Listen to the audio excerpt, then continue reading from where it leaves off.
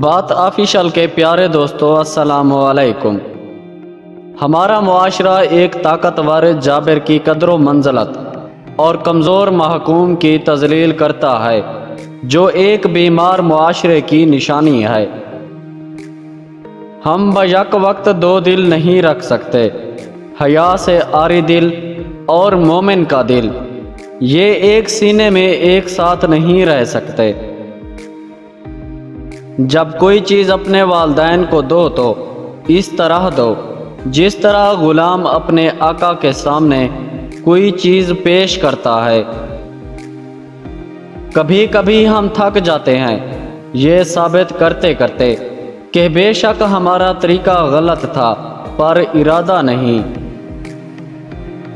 جب تک خود پہ نہ گزرے احساس و جذبات مذاق لگتے ہیں۔ پیارے دوستو، ویڈیو کو لائک کریں اور ہمارے چینل کو سبسکرائب کریں۔ شکریہ۔